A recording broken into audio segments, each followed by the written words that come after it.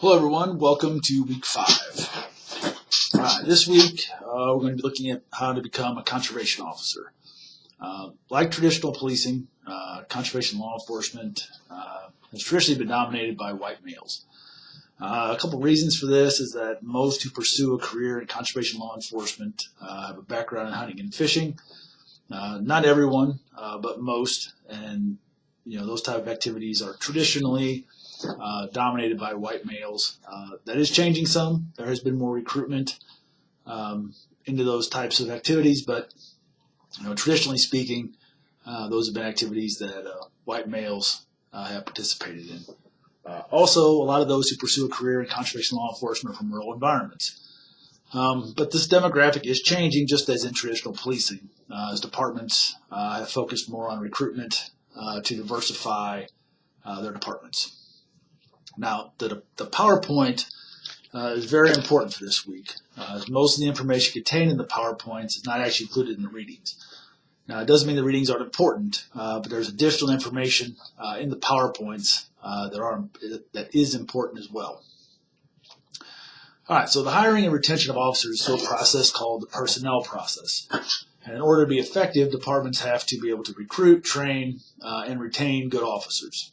If you can't, your department's not going to be successful. So even if you can recruit good officers, but you can't keep them, or if you can't recruit officers, but you do keep them, right? You got to have all of those for your department to be good. There's 6 main reasons why departments have trouble recruiting, training, and retaining good officers, and that's either they hire good recruits but don't train them well, they train recruits well but don't supervise them well. They don't properly evaluate officers with a system that recognizes good performance. They fail at discipline unprofessional officers. Fail to provide a career path that promotes officer morale and helps retain officers, and they do not promote the best officers. So the part of the personnel process that gets the most attention is the recruitment process. So even though it gets a lot of attention, and for good reason, it's important to be able to recruit good candidates. There's lots of examples of where good recruits ended up not getting through the process, and subpar recruits did get through the process. So this is a very inexact type of science that we're talking about. So there's 3 main parts to the recruitment process, and that's the establishing of minimum requirements, the recruitment effort, then the applicant's decision to apply. And during this process, there's a lot of emphasis on integrity and lack of a criminal record, and we'll talk about that a little bit more here in just a couple of minutes. So the minimum requirements are those that just outline the minimum requirements someone has to meet to qualify for the job. This is the base level, what you have to be able to do the job. Now, that doesn't mean that you're going to be the best person for the job simply because you meet minimum requirements. It just means that you are allowed to apply at this point because you've met this minimum standard, whatever it is that the department is looking for. So one of these common requirements is age. And in most states, the minimum age to apply to be a conservation officer is 21. But some states, such as Florida, are younger at 19. So there's a question here, and it's the same question that police departments are asking. Why 21? Well, in some states, 21 is the minimum age you have to be able to possess a handgun. But is this a maturity question? Can you automatically say at 21 someone is mature enough to handle the responsibilities of being a police officer or a conservation officer? What about 19? What about 18? At 18, you can go in the military. Why 21? Or why not 25? Right? Well, I think the 25 is that by that time you've lost a whole bunch of possible recruits to other jobs. But if it's a maturity issue, wouldn't 25 be better? So regardless of the reasoning, most of the places, minimum age is 21. All right, height and weight are also sometimes used as minimum requirements. And they used to be standard requirements. There used to be, you had to be at least 5'9". You could only be a certain weight. But obviously, those requirements have gone away over time due to discrimination. But still, height and weight are sometimes used as minimum requirements, especially a job that is physically demanding, such as law enforcement. But oftentimes now when you see them, it's height and weight must be proportionate. Well, what does that mean? Okay, so this could be a problematic standard too as a minimum requirement. What if you have someone who is a college football player who weighs more than someone, ideally would weigh at their height, but they're in excellent shape? Are they automatically eliminated then? Or what does proportionate mean, right? So height and weight can be really a tricky kind of subject as far as a minimum requirement. Education is a common minimum requirement. And this is one that's going to vary a lot between departments and between state to state. Some, like Missouri, require a college degree. Other states only require high school. Some accept some combination of experience in college or experience in high school to equal a college degree requirement. So you're going to see a lot of variation in that kind of minimum requirement for law enforcement jobs. Some departments say that only, high school is the minimum, but in reality they don't hire anyone that doesn't have a college degree. So really we're talking about just minimum requirements here, and it's going to vary quite a bit. All right, so finally, one of the more common minimum requirements is not having a criminal record. Now, there is quite a bit of debate surrounding this requirement. When I was applying, any type of criminal record would knock you out of the running. Like anything, not traffic tickets, unless you had a bunch of them. If you had a bunch of traffic tickets, that would be enough. But a minor possession or a DWI, any of that stuff, you were out. It's not always that way now. There's debate now about, should a minor possession knock you out of having this job? Well, it depends, right? All this stuff depends. But one of the things they consider now is that, as a law enforcement officer, you're expected to be able to respond to situations where you have to take some risks. Sometimes you have to risk your life. Now, that's not every day, but you have to be able to do that to be a law enforcement officer. So you're asking people to take risks that a lot of other people are not willing to take. So is there a certain type of person that is willing to do that? Are those people more prone to having some type of criminal record?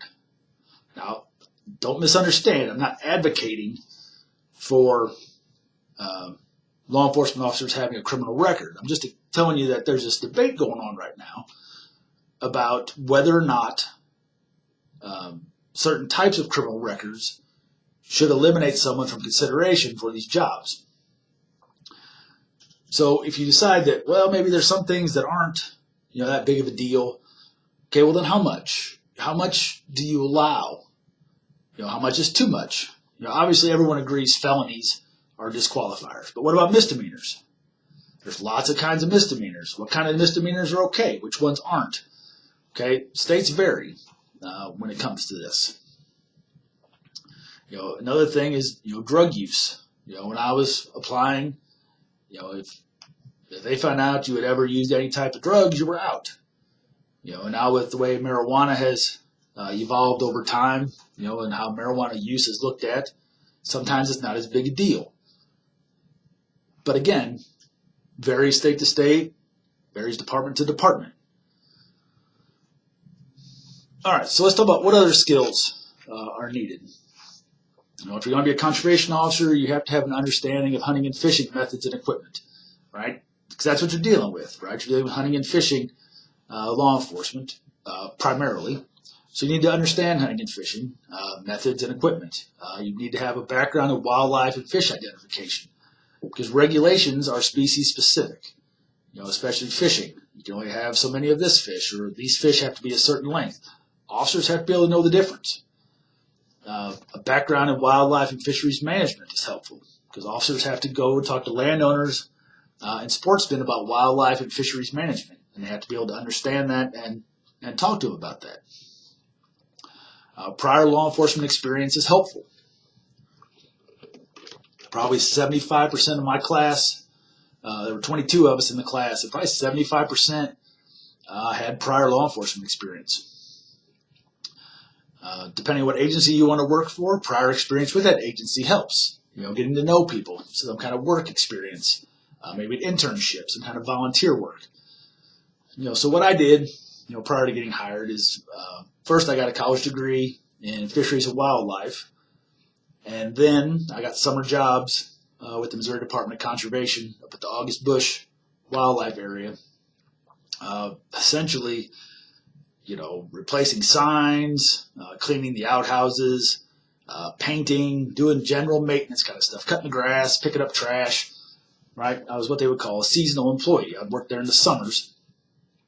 And it wasn't that I enjoyed those types of things, but I was able to get to know people within the department. They were able to see my work ethic. They were able to get to know me as a person. And that certainly helps when you're trying to apply for these kinds of jobs.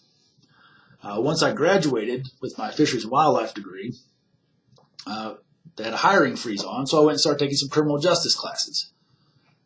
And during that time, I was able to do an internship with Protection Division with the Conservation Department.